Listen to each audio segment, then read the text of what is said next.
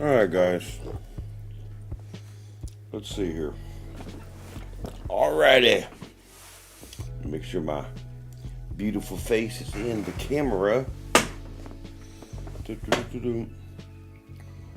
Okay. That looks good to me. Alright. Lighting looks okay. Alright.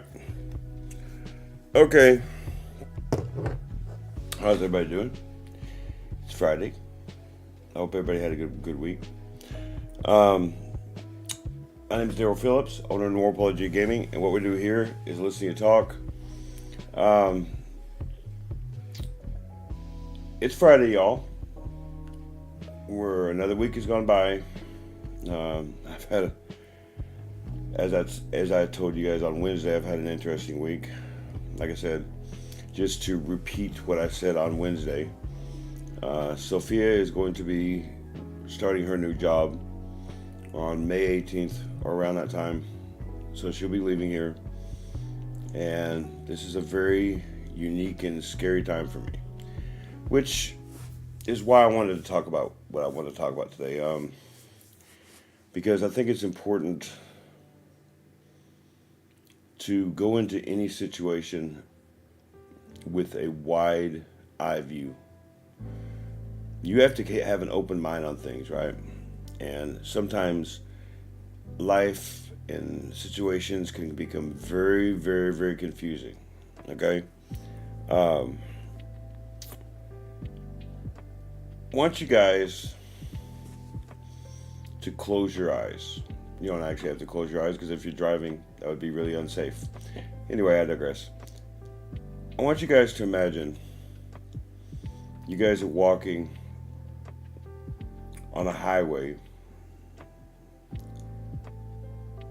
and it's in the middle of the night, dead in the middle of the night, maybe 1, 2 in the morning. It's pitch black outside, and you are, let's say you're in the country.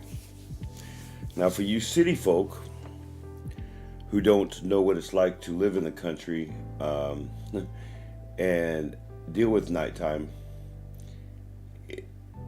it gets dark, really dark, like darker than you've ever seen. One thing that I surprised Dwan is how quiet it gets too, being out away from the city. It can become actually that's the phrase, the silence is deafening. It can actually become very disorienting, because you're not seeing lights, so forth and so on, especially at first. All right. You say, "Well, Daryl, what the heck is it? Are you taking us on a safari or a trip out of the woods?" No. This is what it's like when your mind isn't thinking right. Same type of delirium. When I first got out of the hospital, after I got diagnosed with bipolar disorder, way back in '97. So I got out of there basically and dumped out into the world.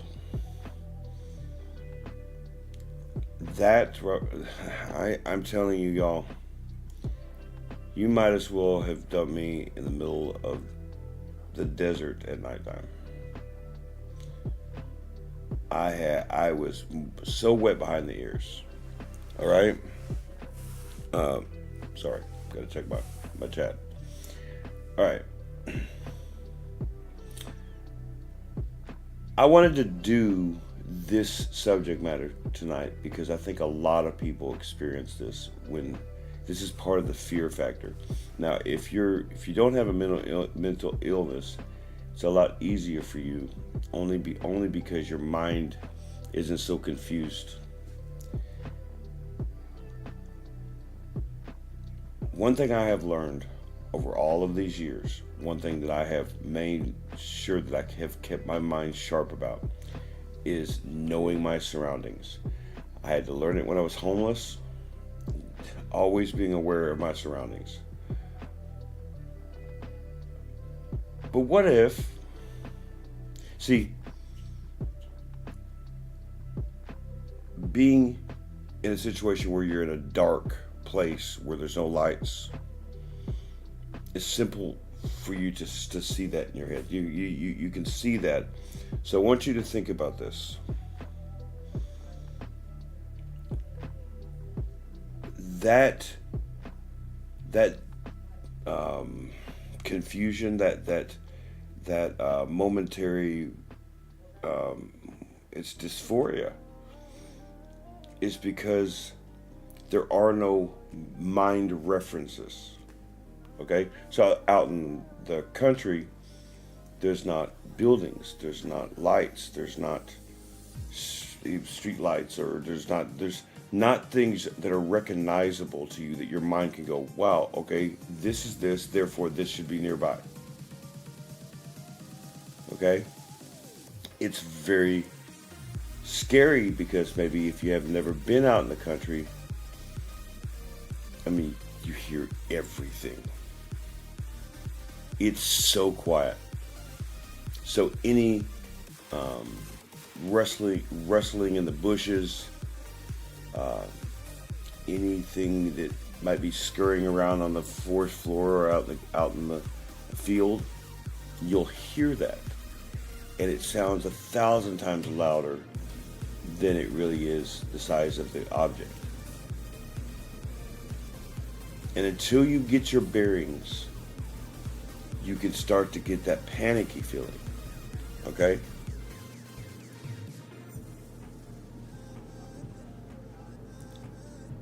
You have to find your bearings. Now this is obvious, I'm talking about physical things. But when dealing with mental things, it's the same thing. You have to stop. Do not move.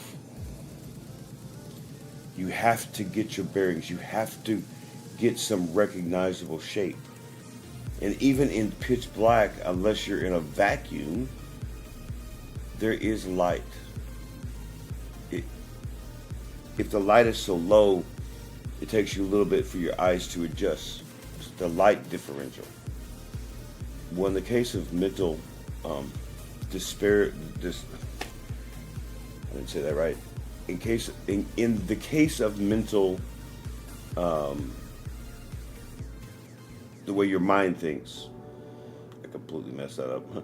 The way your mind thinks, it's the same way as your eyes think. Your eyes see, okay? Your mind learns something from birth to the time that it's now. So a bird is a bird. A cat is a cat. A cat says meow. A dog goes woof. Okay? That was a terrible dog. Yes, I know. Okay? So you can recognize those things. So your mind automatically says, that's a dog. That's a cat. All right? You follow me so far? So anything recognizable, you start to get your bearings about, okay, that's that. Okay, I hear a dog. I hear a cat. So forth and so on. Now again, I'm using physical references to get a mental and spiritual concept out, because this is important. One thing that I did when I was first homeless, I wasn't out in the country, but the same process I applied that I learned when I was out in the country. An area that I was used to hanging out in, I would take a building that I could easily recognize, and I would use that as a marker. And that way I could always find myself back to the spot that I was at. You should do the same thing with your actual life. You can do the same thing with your life. You have to mark things down that you know are true so that you gain your bearings. Do you understand? I've got this difficult thing that's about to happen to me, and I am scared to death. I'm gonna be honest with you. I have no idea what's gonna happen. Should I stop? Should I give up? It's very disorienting because I have no idea. The second she walks out this door, I am literally going to be on my own for the first time ever. But there are things that I can recognize. For one thing, I clearly have my work here, though that's recognizable. So there are things that I know that I will be fine on, but there are things that I know I will not be fine on, that I will have to find a way to replace is not the right word, but basically I find a way to change my habits, to come up with a recognizable pattern in my life so that I can continue, one, with my sanity, but with the way I do things. Because it's going to have to be different. It's not going to be the same. I'm not going to be able to talk to Sophia whenever I have some sort of depression or whatever it is. And I love my friends. I love the people that I know now, but I can't always go to them. So what do I do? Well, there are ideas I have for myself that I can do. Like, for example, I don't have Sophia every day. I won't have her to talk to and to vent to. But guess what? I have this, don't I? I can get on here. I can record myself, even if it's not for a live, and I can use it. And you never know what it might come out. That might be recordable stuff that I can use for a video. See, that's the way you have to think. The name of this live is how to see the light, how to see definition light when there's nothing but darkness around you. What do you do? How do you see forward? What is your forward progress if there's not anything but darkness? What do you do? Well, as I said, it depends on what you're trying to do. I find it fascinating to listen to people, different people talk about how they deal with issues. And everyone's got their own ways of dealing with things. But it's a really uncomfortable subject when dealing with fear. People don't like to deal with the unknown. The dealing with the unknown is awful. It really is, especially for me. Like, my life has been unknown since the day I was born, and that's not an exaggeration. Think about my life. I was born addicted to drugs. The people that should have loved me, should have cared for me, decided they wanted to burn cigarettes on me and my sister. Just things like that. And even though, yes, I was taken out of that situation, my PTSD was, it was too late. It was too late. So I've had to deal with these different adjustments, and that's why fear of abandonment, I am determined to do this. I am absolutely 100% going to be doing a video on fear of abandonment, because it might even be a couple videos from the different aspects of it. I was reading up on it because I wanted to do this a year ago, but I didn't realize how much there really is, how much fear of abandonment controlled my whole life, y'all. Y'all, it controlled my whole life. Think about it. It will control who you get in a relationship with, whether it be friendship or otherwise. It'll make it where you don't want to get out of a relationship. So even if it's bad, you'll take the abuse because you don't want to be by yourself. It can make it where it can make or break a job that you may have or may want to get, or even want to even go try to learn more. God, had I known that, I might have been able to change my trajectory a lot sooner. But that's not the way it works. So what do? Well, I can't go back in time. It's silly and it's embarrassing for me to have to tell you guys that at 46 years old, I have never lived by myself. I have never taken care of myself. Oh, I take care of myself now. My point is, I've never done this. I've not had a normal life. And it's really embarrassing for me to tell people that's the one concern I do have that I've talked about with Sophia the last couple of days. Just that, like, that is one concern I have, that, like, it's hard to explain to people that at my age, with as smart as I am, with all the stuff I'm doing, that there are things that I still don't know. That as much as I want to be an example to y'all, I do things in real time. So when you guys are seeing me, you're seeing me change these things in real time, right? Oops. Sorry, just checking my chat. But do y'all follow me on that? I'm being as honest as I can be to y'all. But it's not easy for me to be honest with you, not because I'm a liar, but because some of this stuff is very embarrassing for me. I'm 46 years old, and it's crazy that I've never had my own place. Not ever.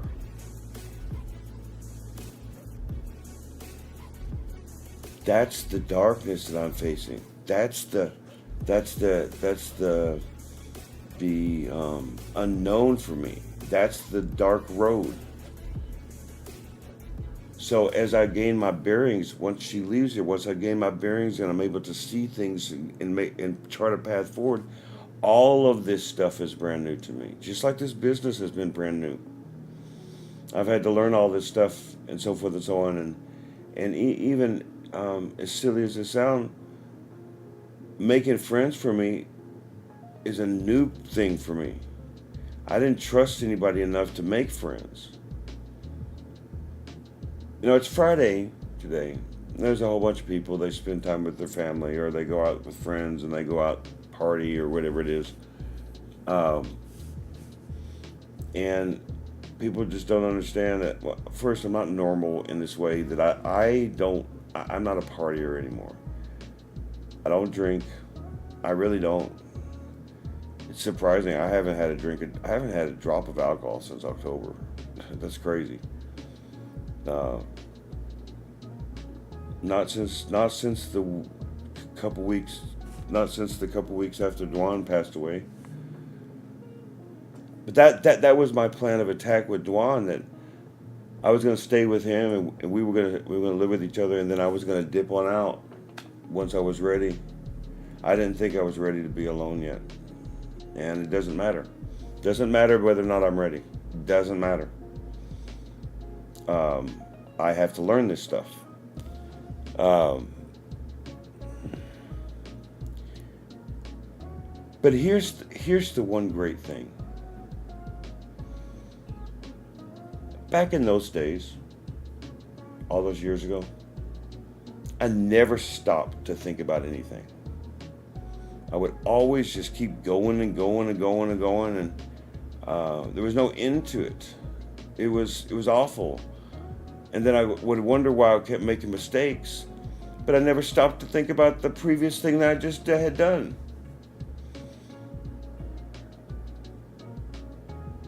You know, I've known that I was smart enough to teach the Bible, because that's how I met Dwan. I would have Bible studies with him and a bunch of my homeless friends when I went and get the only apartment that I was. The reason why I don't count this is because I was married at the time, and so I was living with my wife. But I did have my own place at one time,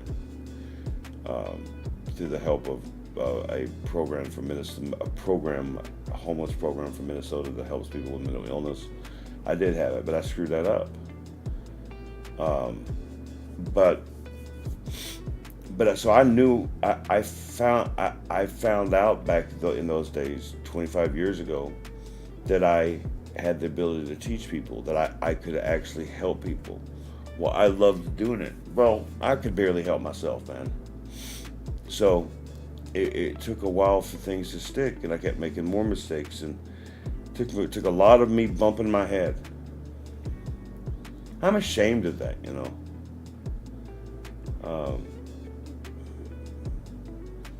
because, not because I made mistakes, but because I didn't learn from them fast enough. And now I got, in my opinion, I just have things being taken from me now. It's Dwan passed away, and now Sophia's leaving, and now I've got a test to find out. I'm about to find out what's real and what's not real. But the good news is, I think that I already know. I just have never tested it. Not without having Sophia there to talk to.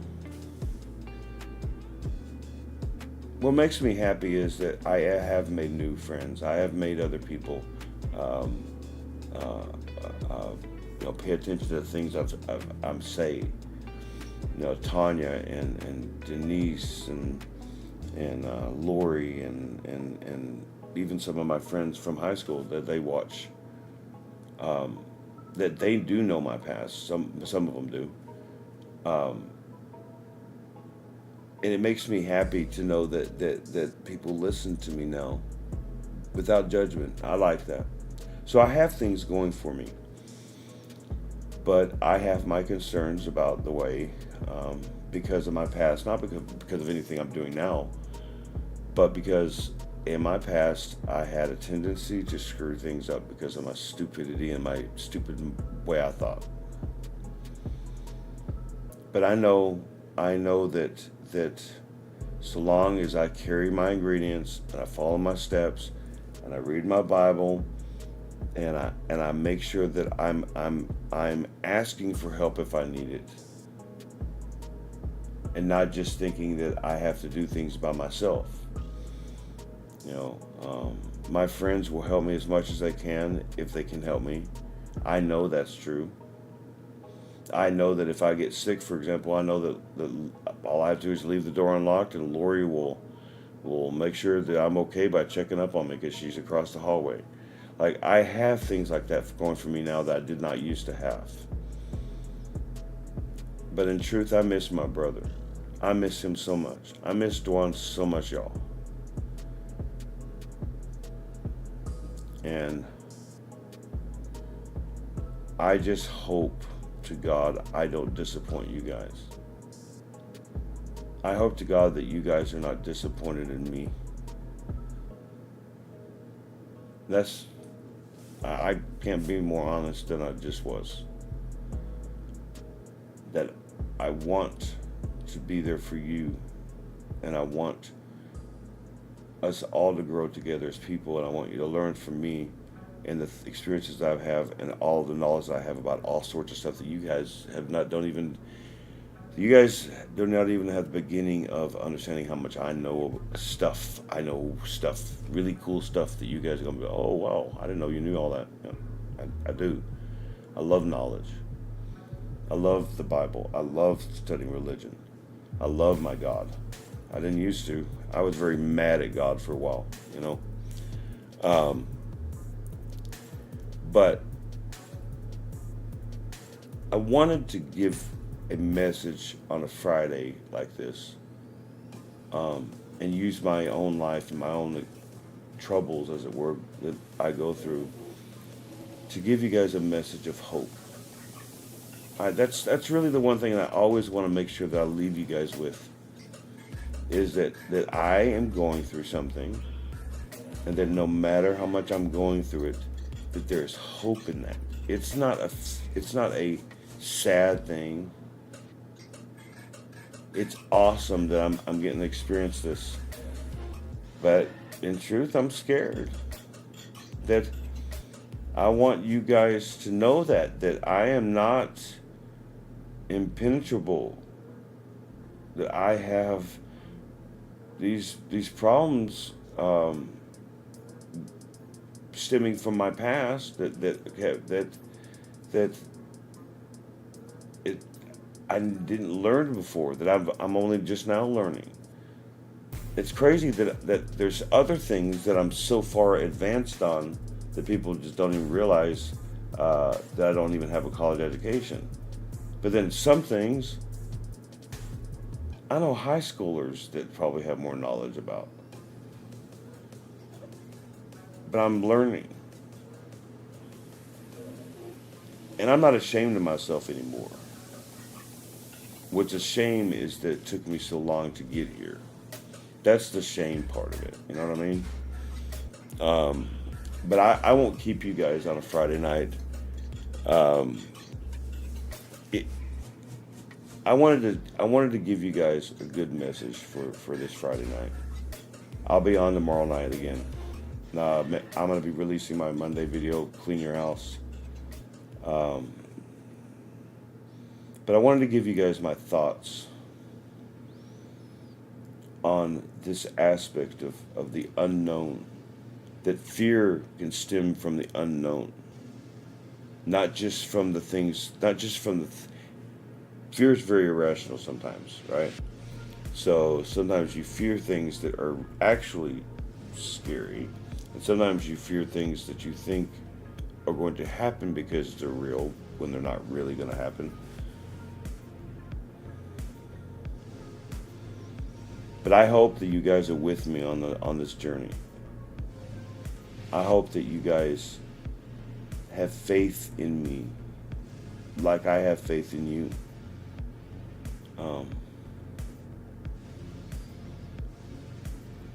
So I'm going to try to do some work tonight. Try to get some more of this next video done.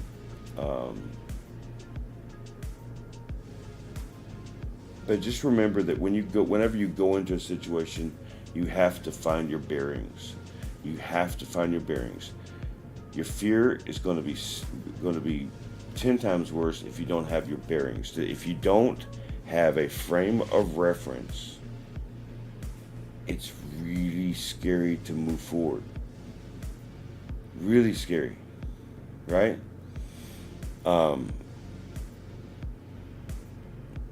So, don't drink and drive, please. Do not drink and drive, okay? Be safe when you're driving, when you're traveling. Be safe when you get there. You never know what happens. Be aware of your surroundings, like I said. Be understanding of one another, not just from your perspective, but from theirs. Be understanding of yourself. Be understanding of yourself.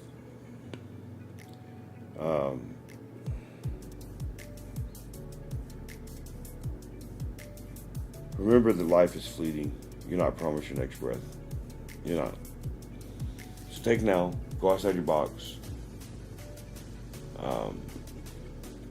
Learn something new. You never know what you may learn about yourself. So, hope to see you guys tomorrow night. I'm not sure exactly what I'll talk about. I think I'm going to actually start discussing the video for Monday. I'm going to start giving a little preview of that video on Monday. Clean your house. Just remember, always have your bearings correct. Don't just go into a situation without your bearings. You have to have some sort of frame of reference when walking or when dealing with things, right? With that being said, until tomorrow, may the Lord of Light guide you in all things. Goodbye.